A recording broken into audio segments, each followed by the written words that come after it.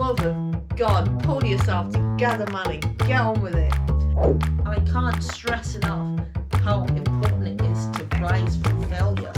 Oh my God! Oh my God, Congratulations! Please stop, let it go. I'm so happy for you. I want this.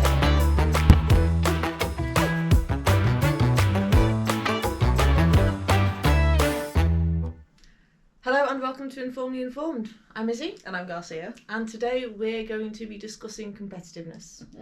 Now, this is something that we've been talking about doing for a while, and I think it's really important because I feel like competition and competitiveness has been demonized in society, and that's a bad thing. I think demonizing competition increases levels of unhappiness, anxiety. We've seen an increase in things like participation medals, like medals for coming in last, which is ridiculous. It doesn't do anything. It devalues the medal for the people that did well, and it makes the people who got participation medals feel worse because they know they didn't deserve it. I agree. And to piggyback off that, I would say that the issue that people tend to have is that they're on the losing end. And I think it's true. I think competition is important because I think it motivates people. I think it motivates you to strive for better, to not settle for mediocre. And I don't see anything wrong with that. I feel like all the people that we hold in reverence, they are competitive people. Muhammad Ali, even Mother Teresa, I guarantee she was competitive. You have to be. The rap game's a competition. I mean, we found that out with Kendrick and Drake. You know what I mean? I feel like there's nothing wrong with striving for better. We get this in the neck a lot because saying that we're too competitive. And I'd argue that we're not actually competitive enough. I mean, we win when we have board game evenings. And I think it adds a level, our competitive streak adds a level of hilarity to the evening, I would add. I mean, ask Laura, who complained during our last... and Steve. Hi, Steve and Laura, complained during our last board game evening that we were too competitive. Laura said I scared her with my shouting at her to get it right. But I don't see anything wrong with that. No, and it's not even just things like sports, board games, stuff like that. Competition. This is the main problem. I would argue that this is the main problem with socialism. It demonizes competition. Competition is what creates innovation. It's what allows people to create new technology, to compete. Like, Amazon is a very successful company. Jeff Bezos is obviously a very competitive person, but you know what? Amazon revolutionized the world. This idea that you can order something on the internet and it arrives the next day was completely alien to the world at that time. And he was like, you know what? I'm going to make sure that I do it because I want the best product. I'm going to outcompete all my other competitors, and I'm going to do this. And Jeff Bezos has made everybody's lives easier by him wanting to be better than everybody else. I mean, I'd say the same for Elon Musk. Not a big fan. But his SpaceX program has driven NASA to do more. They've even started using some of the same tech because they are realizing that they have been number one for ages. Since the 60s, they've been number one and there's been no real competition. And now that they have some, they've had to step up. So I feel like that ability to sort of push yourself to compete is what makes the world go round. And you know what? It doesn't even necessarily have to be competition with other people. It can be competition against yourself. It can be, this is how I am today, this is where I want to be tomorrow. Bettering This yourself. is where I was yesterday. A lot of all computer games are created on the idea of competition. Whether it's, racing games which is against other people, or even level up games where you're competing against yourself to improve to get to the next level, etc., etc. Because, I mean, you know this, but our audience probably don't know this. I play a lot of Pokemon. I've played all the Pokemon games and I do compete.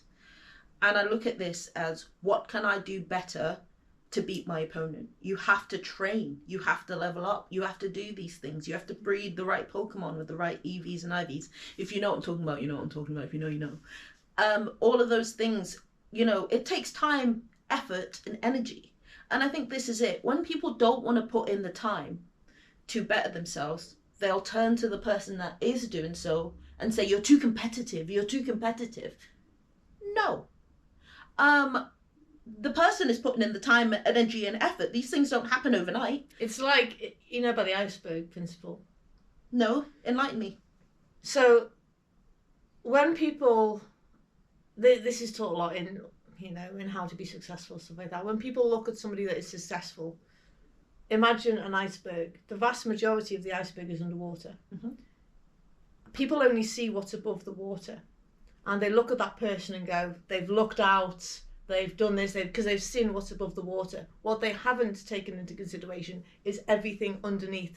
All the getting up at 5 a.m. on a Saturday to make sure you get things right, to start the business, to speak to the right people, to go to all these networking meetings without any idea as to whether or not you're even going to meet anybody that could help you. And the consistency of doing it all, day in, day out, week in, week out. Everything that effectively holds up someone's success. And I don't just mean in terms of, I mean, I used business as an example. I'm talking about anything. Everybody wants this, every man, well, I don't know about every man, most men, although probably secretly every man, wants a six-pack. Not all men want a six-pack with the diet, with the getting up at 5 a.m. to go to the gym 3 times a week. People look at somebody with a six-pack and go, oh, I'm jealous, so I'm this, I'm that. Unless you're Drake, allegedly. But Surgery. they don't see what the actual effort of things that go into that. I really want a chocolate bar right now, but I know I can't have one. All those kind of things. Yeah. It's why people go to Weight Watchers. It's why people go to university as a competitive space, because it's about applying yourself and self-motivation. It's not like regular schooling. And it's the little things, it's the little habits. Yeah. And people have habits, good habits, mm-hmm. that they don't consider to be good habits. Like, so for example, going to the dentist twice a year does nothing. Brushing your teeth every day, that's what makes the difference. And it's things like that when it comes to competitiveness, when it comes to bettering yourself. It's the little things that people don't realise. I'll take it to, like, me personally.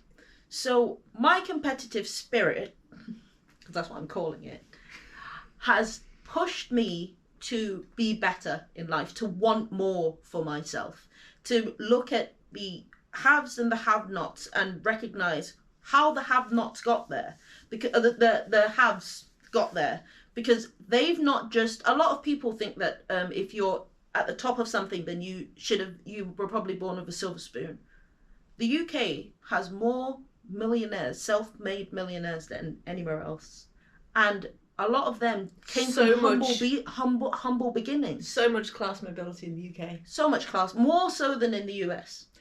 I'm not sure about that. But then if you have the right mindset, it's definitely, I think it's more achievable in the US. I think it's more achievable. I think the tax code lends itself. I think the lack of business regulations lends itself to be more successful in the US, and I think the mindset lends itself to be more successful in the US as well. So let's talk about that mindset, because we had this conversation. We've had this conversation. I don't know if you remember months ago when we were talking about this. The UK is like crabs in a barrel when it comes to success. Yeah. By that I mean people want to pull you down. It's never congratulations, well done. It's, oh, she thinks she's better than us now. Whilst in the US, it's not like that. Oh my God, I can't do an American accent. Oh my God, congratulations. God, please stop, let it go. I'm so happy for you. I want this to end. But I agree with the sentiment, which is that they're more likely to give you a more positive you say that to answers. somebody in the UK, oh yeah, I did really well this month. Check you out. Mm-hmm. Oh, well, I don't make as much as that, so you should be grateful. How do you think that point was gotten to? It didn't just come overnight. We had to work for it. You made that point in the Nick Buckley interview that we did, where you said that when you were at university, you were working full time and you are at university full time, because how else are you supposed to pay the bills? Exactly, and that's it. That's a mindset that it I don't think it can be. Do I think it can be taught? I think yes, but I think you have to make an active choice. It's like the age-old joke: how many psychologists does it take to change a light bulb? One. Only one, but the light bulb's really got to want to change itself, and that's exactly the same thing as it comes to mindset. Now, some people do have that innately. So, for example, if I was to tell a 16-year-old child who, I say child, adult, teenager, whatever. Most 16-year-olds are not having the types of conversations that we're having about mindset, stuff like that. So if I was to say to a 16-year-old, I wouldn't do that job if I were you, because you're never going to make it, you ain't bright enough, or you don't have what it takes. 50% of them are probably going to go, well, better do something else at uni. And the other half are going to go, right, now you've said that, I'm going to make it my mission to accomplish that. So I'm one of those. It's not something that can be taught. I'm one of those. It's something you can develop over time. And if you were the first type of people at the age of 16, there's nothing to stop you from changing. But at a young age, I would say that it's innate. I agree. I do think that it's somewhat innate. And I also feel like your family or the people that influence you have a bigger part to play in this than people think. If you've got people that are actually rooting for you to be better, I think that you're more likely to succeed. And I also think that your group, the people that you associate yourself with, makes a big difference here, because after a time in your life, it's not really about what your parents think anymore. It's about what you think and the circles that you run in. So for me, for example, I'm super antisocial, but I have Izzy. So whenever I'm feeling that I need to be pushed in a certain thing, or I'm lacking in that motivation, I'll talk to her about it, and I'll remember who the fuck I am and go from there. And I sort of think it's that ability to seek out those that are going to push you, that are going to make you better, that are going to make you strive for things, and looking at it that way, as opposed to looking at the people that have and just wondering how they got there or wishing that you had it.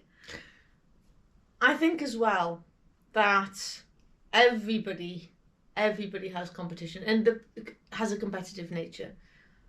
And I do mean everybody. I know you might disagree with me, and a lot of people will tell you that they don't, but I think that breeds into fear of failure, which is a big one. So they'll tell you that they're not bothered, or they'll tell you that they're not competitive, so that if they lose, they won't feel disappointed. But if you look at the people that are, I don't mean to stereotype. I feel like I'm going to stereotype. Just say it. Say your racist thing. All the black unemployed people sitting at home watching video games. No, all the unemployed people. Well, okay. The people that aren't successful in certain walks of life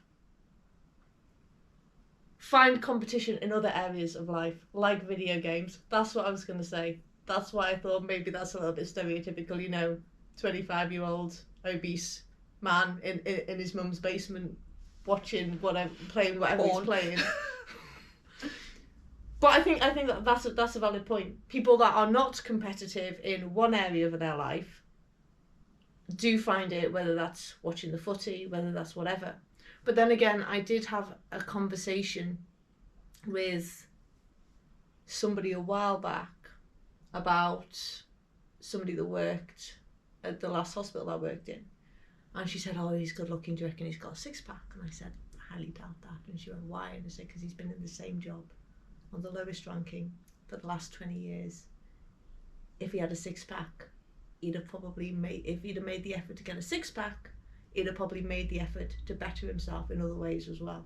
So I will agree with that point, and I will come back and say that I've found that actually as I've gotten older, I've become more competitive. And part of the reason for that is that as I've gotten older... You think you're probably better get a move on because you're going to be dead soon. Sorry, carry on. As I've gotten older, I want more. And I think that's what it comes down to. I don't want the same things that I wanted when I was 25. my outlook on things have changed. I want more, and I realize that in order to get that, I have to work more, work harder. I don't mean work as in physically go to work. I mean work as in work on myself. And I think that the ability to work on yourself is very important to having a competitive nature. And I think what you touched on there is a really interesting point, because I think that's true. Hashtag not all, but for a lot of motivated, a lot of competitive people, it does come later in life. So then that begs the question of where would we be if we just started earlier? And I think one of the flaws within society is we need to be teaching young people, trying to change the mindset of young people with their permission / help, obviously. But permission is overrated.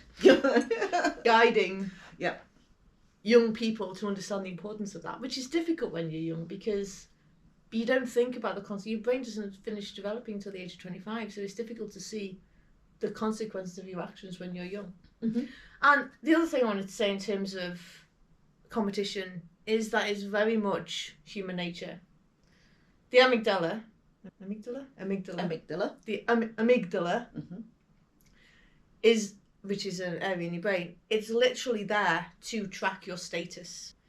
The higher up in society you are, the better your emotions are regulated, the better you sleep, the less anxiety you have on the whole. So there are definite benefits, not just, there are other benefits to being competitive other than winning trophies.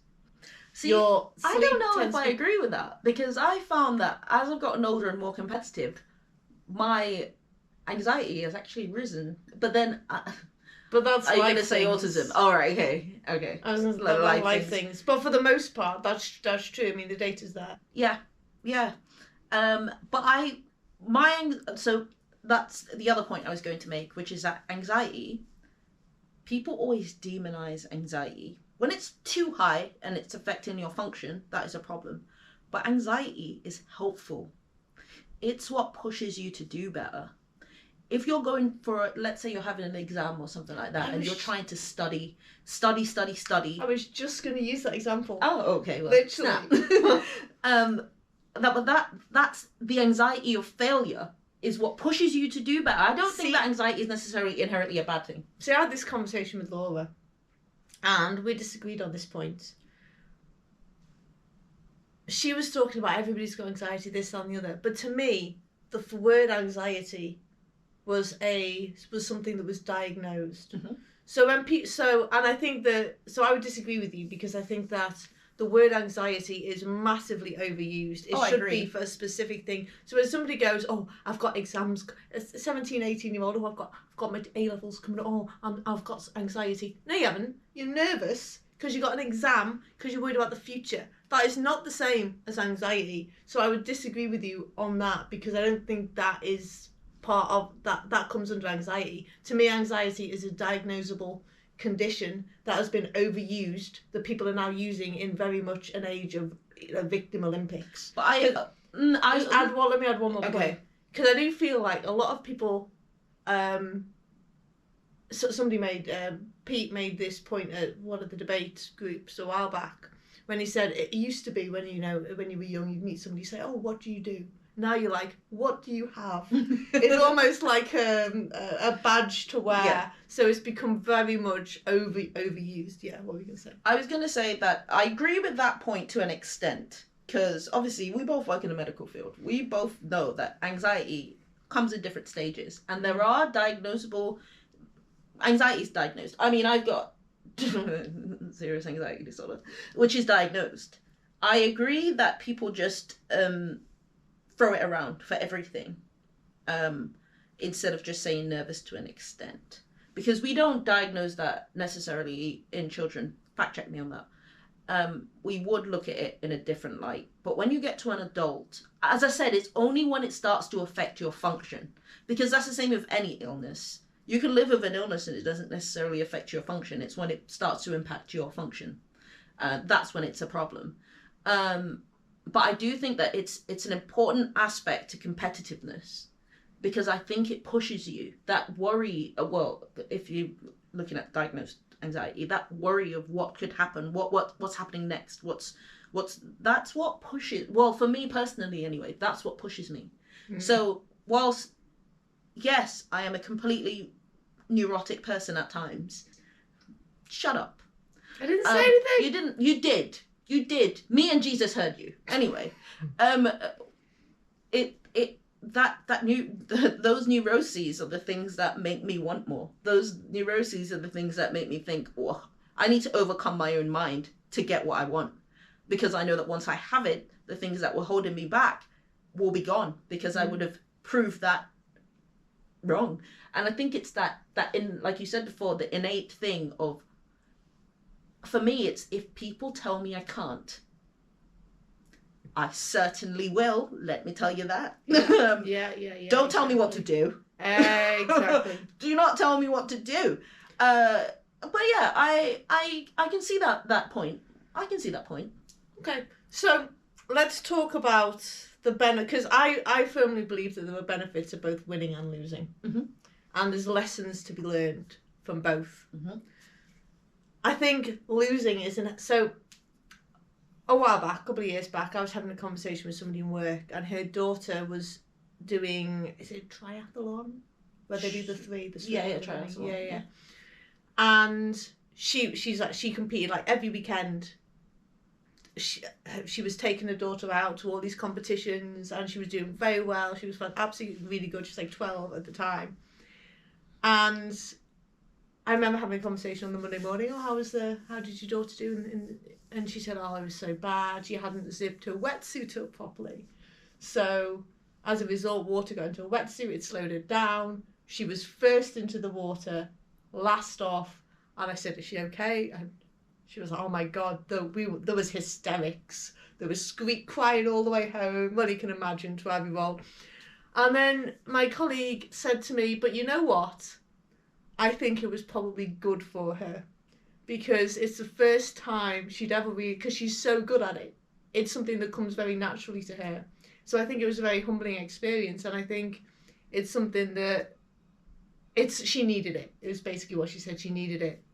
And I think teaching people to not be afraid of failure, because you will not succeed 100% of the things that you don't attempt. Oh, so this brings me nice. So I have a lot of tattoos, and this tattoo, which is like one of the most important ones I have, and it says mistakes are the portals to discovery. It's a quote from Ulysses, James Joyce. And I have it. Are we going to be pulling out Thomas Edison and his light bulbs? Yeah, well. And I have it tattooed on me because it pushes me to recognize that in mistakes comes growth. In failure comes growth. Do you think that the things that we have are the finished version, the very first version of things? No. I mean, look how we tried to make this podcast before and we failed. But out of that, we learned lessons and came back from it. And like I mentioned, Thomas Edison. Thomas Edison had attempted to make the light bulb 2,000 times before he succeeded. And there's a famous quote. I mean, there's some argument as to whether or not he, he did it or not. But I'm just going with the main narrative on this. I didn't have 2,000 failed attempts. I had 2,000 successful attempts at figuring out what didn't work. And I can't stress enough how important it is to rise from failure.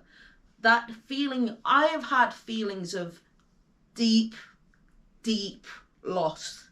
Losing something, and I don't mean losing people, I mean losing things that I have tried over and over again and not succeeding.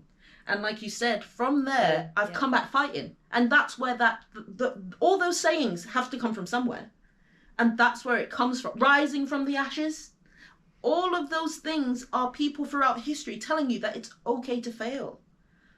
We wouldn't have the world that we have now. Well, I mean, good or bad. We wouldn't have the world that we have now if we didn't fail at some point. Look at the Roman Empire. Failed. Empires topple, and from that rises new things. But, well, I say usually lessons learned, but let's be honest. But no, I think society demonizing competition and patting everybody on the head. Soft and fluffy, there, it's okay. And I feel like anybody that's not like that, that doesn't work with me.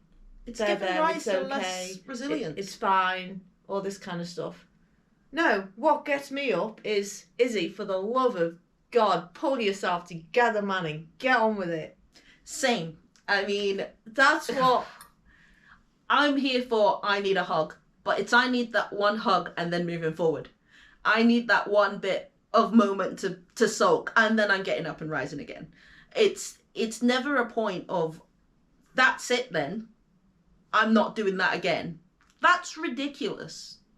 And I think, this brings me back to personality types, which, sorry, I know you're about to say something there, but this brings me right back to personality types, because I got a lot of hate for saying that I dislike the Greens, right? But part of my, and I have to tread very carefully here. Because just say it, woman, you've already part of my issue with the Greens is the lack of competition. It's the ability to settle. It's settling for what you've got. But then I this is why I always say that, like, Greens, you know, it's your ability to a lot of Greens lack that sort of competitive spirit. And I know that's an overgeneralization. But, you know, we pointed out that most people are mixed in their colours anyway, personality colours. And I think that it's, I mean, don't get me wrong, as a blue, sometimes I get lost in that sort of, this is what I'm going to do, this is what I'm going to do, this is what I'm going to do, and then don't do it. But the red part of my personality is, this is what I'm going to do, I'm getting up and I'm going to do it. I am very much a get up and go person. And the problem is when people's get up and go has got up and left. Yeah. And they never find it again. Quickly then, before we wrap up, what are the things that we should be doing as a society in order to move forward? Because obviously if competitiveness has been demonized, that's going to create a less productive society. It's going to create less innovation. It's going to create less successful businesses, and successful businesses is what makes the world go round. It's going to because the government can't physically employ everybody. Small businesses is the lifeblood of the economy. It's going to de-incentivize people to do a lot of these things. So what are the solutions? Are we talking on an individual level? I think that some of it does come down to individuality, but I think a lot of it comes from institutions, because it's where we spend most of our time. Schools, stop giving out participation medal. Yeah. Teach kids that it's okay to lose. Teach them that when they win, it's okay to celebrate that win. That doesn't mean that you rub it in everybody's faces. But kids are always going to be kids. Of course they are. Kids are always going to rub it in people's faces. Because, you know, sometimes you need it to be rubbed in other people's faces, I think. I think so too. And I think it's that we should strive for more as a society. We should strive for more. Because we're wrapping it up, I won't go into what I feel about the welfare state and what it does to competition. We can do an episode on that entirely. Yeah, exactly that. But I think it's important to push this in early childhood, so that people grow up realizing that you might get a participation medal in school. In real life, you get nothing for coming in last. You don't. All you get is a learning experience. Use that learning experience to be better for yourself and for society. Yeah. And I think we'll call it there. On that note, if you see us around, let us know what you think of our competitive spirit. Comment. Yeah, let us know how competitive you are. Whether anybody's ever judged you for your competitiveness in the past. Because I feel judged, but I don't care. See you next time. Let us know if you agree or disagree with any of our views. That's the point of the conversation. Join in. Don't forget to like, subscribe, and hit that notification bell.